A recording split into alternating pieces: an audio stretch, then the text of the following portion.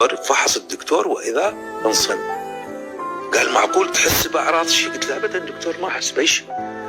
قال هذا المرض الخبيث منتشر وعابر المثانة وعابر على الحالب وأطراف الكلى قلت له دكتور، قال أعرفك أنت قوي ولازم أصارحك. شلون دكتور؟ قلت له فاجأتني وأنا جاي محمل وموقع على أماسة شعرية وعلى دنيا وجاي بقمة الزهو، هذا ما يعني شيء، بس كيف أنا ما أحس بيه هذا الألم؟ عموما قلت له شلون دكتور الحل؟ قال لي عندك تأمين؟ قلت له ما عندي تأمين. قال أنت صار لك أكثر من 20 سنة بالبلد؟ قلت له ما مفكر بهذه. عموما قال لي علاجك يحتاج أكثر من سنة متراكم من هنا ومن هنا.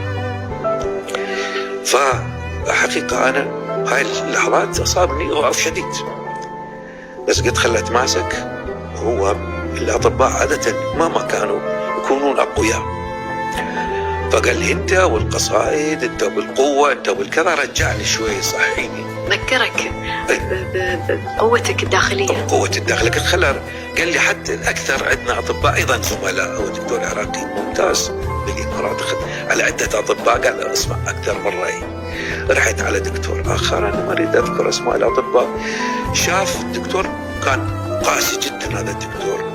لما شفت الأشعة قال أشيل لك الكلى ويخط بالورق، أشيل المثانة، وأنا بقى على وجه شنو تشيل الكلى شو تشيل المثانة؟ ما عندي جواب لك. قلت له شكرا دكتور. يتعاملون مع الجسد البشري بطريقة عملية جدا، وكأن أشيل هذا للصق. وقالت تجينا وأعمل لك ديسكاون وعندك أشيل. أنا ما مقتنع بكل هذه، ولا أشيل كلى ولا أشيل، أريد أموت مثل النخل واضح. عندي عاطفة وعندي لازم أصدق إنه هذا علم ده يقول لي.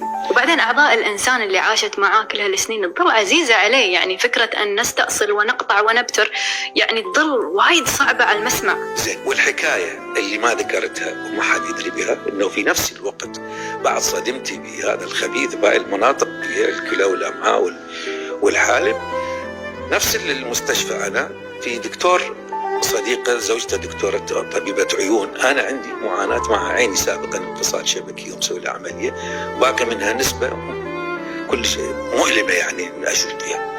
فشرحت لها وأرسلت لها الأشعة اللي أنا سويتها عند دكتور العيون. قالت والله ما تبشر بخير، والماء الأزرق مستفحل وعلى وشك أن تفقدها. قلت شو هالأخبار هاي اللي تجيني ورا بعض ونفس الوقت يعني، وكلامها صحيح. أنا فقدت هذا النظر بعد ما بديت بالكيمياء والنظر الكيمياء وتجمعت علي. فتجمعت كل هذه هنا لازم أستنجد بقوتي. يعني أنا اللي قلتها ترى مجرد كلام.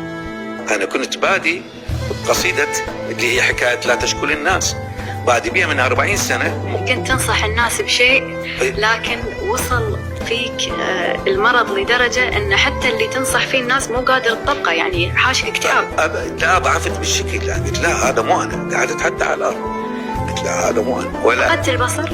لا مو رأسا فقدته، لا بس بعد يعني مرحلة بدأت شوي.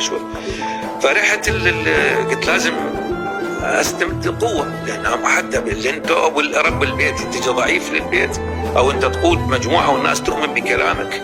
الآن أنا أمام اختبار، هل يكون كلامي كله كان شعر، كلام في كلام، يقولون ما لا يفعلون. المفروض الآن أنا إلا الذين آمنوا يكون عندي إيمان قوي وعظيم وأنتصور أنه تراني اللي قلت هاي الكلمات أنا قدها ترى راح أطبقها أقاوم. فصرت بديت بهاي المرحلة. رجعت على قصيدتي الأولى اللي كنت أنا كاتبها قبل 40 سنة ب96، وكانت مقدمة مسلسل المسافر، مغنيها الفنان كاظم الساهر. بدايتها لا تشكل الناس جرحا أنت صاحبه، لا يؤلم الجرح إلا من به ألم. لكن ما كملتها فصيح، كملتها شعب بوقتها. شوف بعد 40 سنة سويت بعد هاي الصدمة. فالأولى لا تشكل الناس جرحا أنت صاحبه، لا يؤلم الجرح إلا من به ألم. أنا مهرتي جرحي وسفر عمري طويل، أعثر ورد أنهض أضعف مستحيل. زمني يعاندني ويخطف ما أريد، وحزني كسر ظهري وقيدني بحديد. أوقع وصيح الله وابدأ من جديد. يا شاكي لا تشتكي، الشكوى لغير الله مذلة. بصبرك بسهرك ما يبقى نفس الحال. الدنيا تبيع الوفي وتصادق الغشاش. وجرحك غطا وفراش. دور لعيلتك دواء ما مندوب ببلاش. يا روحي أصعب السفر اللي بلا آمل. من جرحك اصنع أمل.